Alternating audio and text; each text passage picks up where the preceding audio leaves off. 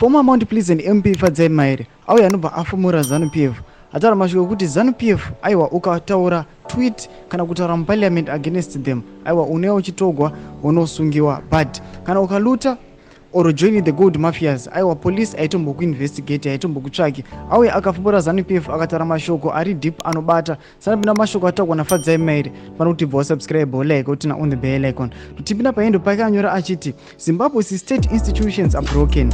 A hard reset is required to put the nation back on track. They will jail you for tweeting and leave a convicted criminal who loots millions by the week to walk free.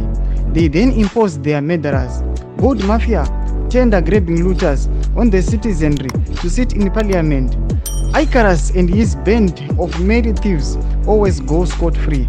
We need new leaders. Ndo mashoko anatoka peMahere. Aiwa nawo yake ari kuidedicatera panhau yawiki nokuchivhayo paaudio yake yakalika. Aiwa achiratidza kuti ari kuinvolvwa muma ZANU-PF tenders tender yelast year yema-elections yekurana nama-14 papers yari kuti aiwa ZANU-PF inenge ichingopa matenders kune ma-gold mafias nana wiki nokuchivhayo ma-businessmen kuti valute ma-resources emunyika yeZimbabwe. Ndo pari kuya panamba achiti asi kana ukavafumura aiwa unova convicted, aiwa vanokusunga, but kana ukavajoina aiwa they will never ever spot you. They will never ever allow mapurisa ainvestigate nyaya yako. Sando mashoko atikuona kutogwa peMahere. Chibotudzai munoti kudii pamusoro penyu nhau yake. Pinda comment section medu mutidze mafungiro enyu. Subscribe, kulike, chinotina on the bell icon.